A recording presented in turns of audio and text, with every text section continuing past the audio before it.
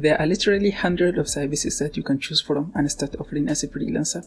But if you want to increase your earning potential, then you need to start offering some of the high-paying skills. Hi there, my name is Sadiq Umar. I am a full-time freelancer living in Nigeria, and this video is going to be based on my personal experience of starting freelancing and becoming a full-time freelancer.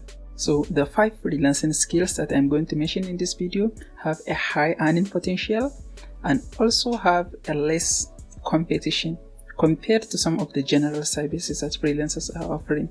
But also keep in mind that some of those skills have a learning curve. So you need to consider your learning capability before you choose a service that you want to start offering as a freelancer, especially if you're a complete beginner. Okay, the first one is UI design, that is user experience and user interface. And what that is you just need to have an IPO design. If you have an IPO design, then you can be a UI designer. And there is a lot of demand for UI designers. And for that reason, there are a lot of UI designers. And there are a lot of UI designers, but the good ones aren't that many. So if you have an IPO design and if you can be a great user experience designer and user interface, then you have a higher chance of earning a lot higher than some of the general freelancing skills. And this is something that you can learn even if you don't have the experience, even if you don't have any experience in UI UX design.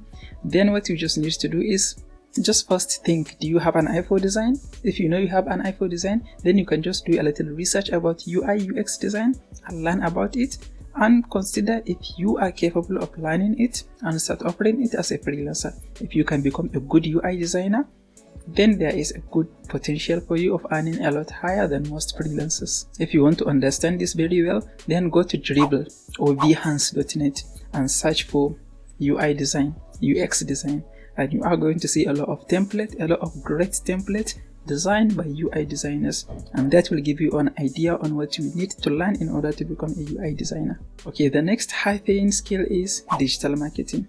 And digital marketing is very important for almost every company, and it is also very complicated. So if you can become a digital marketer, if you can have the skills to offer digital marketing services, then you have a chance of earning a lot higher than most freelancers. Digital marketing is vast, is a lot. There are a lot of things in digital marketing. So if you don't have any experience in digital marketing, you need to do a research and try to find a little corner in digital marketing and start there. Find something, search engine optimization, on-page SEO, off-page SEO, social media marketing, pick something and start learning it. If you can do that, if you can learn something in digital marketing, then you have a good chance of earning a lot higher than most freelancers offering general services like graphic design. Okay, next is professional video editing. Video editing is something that if you search on Fiverr for YouTube video editor, what you will find is on average YouTube video editors charge $10 per minute. So that means if you edit a 10-minute video, the client is going to pay you $100. That is just like about the minimum. That's how most freelancers charge on Fiverr. So if you compare this to some of the services like content writing, then this is going to be more high-paying and more lucrative, because how many videos can you edit in a day? And if you are charging $10 per minute, then how much are you going to earn every single day? So this is a skill that have a lot of earning potential, but it also requires a learning curve, because in order to become a professional video editor, you need to learn how to use a professional video editing software. You need to learn how to use something like Adobe Premiere Pro, DaVinci Resolve, and CapCut does a lot of nice work, but it just depends. It also depends on your creativity.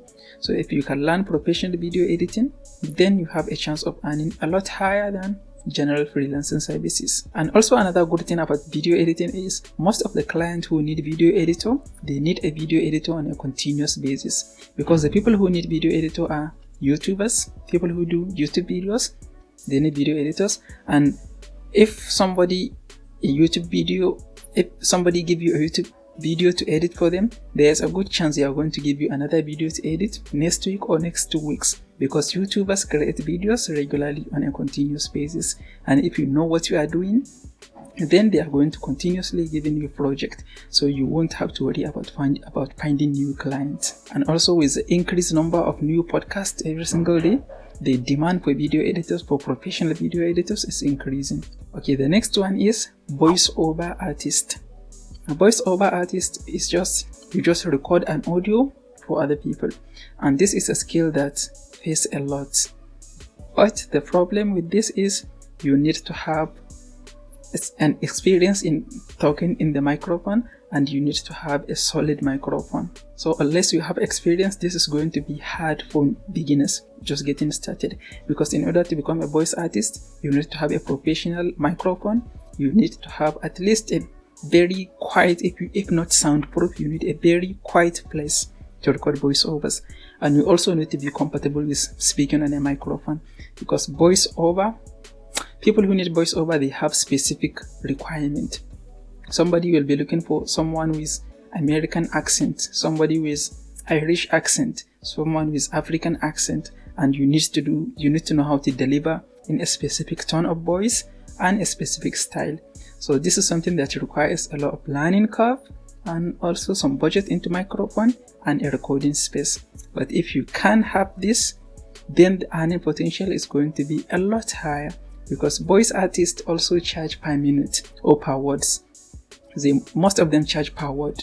And if you charge per word, if someone sends you a $200 word text to read for them, if they are going to pay you per word, I've hired some voice artists for my client before, and it's not cheap. So if you can do this, it has a lot of earning potential. Okay, the next one is technical virtual assistant. I am a virtual assistant. I stopped offering freelancing services and become a full-time virtual assistant. And I know that if you want to earn a lot higher, then you need to become a technical virtual assistant. That is what most people call a tech BA. And this is something that it depends on you. Are you tech savvy?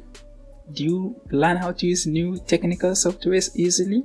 Then you just need to ask yourself, if you are a little more tech savvy than the average people, then you can become a tech virtual assistant, and you can earn a lot higher than the average virtual assistant. And being a virtual assistant requires continuous learning. So if you can learn new software very easy, and you are compatible with learning on your own, then you can become a technical virtual assistant.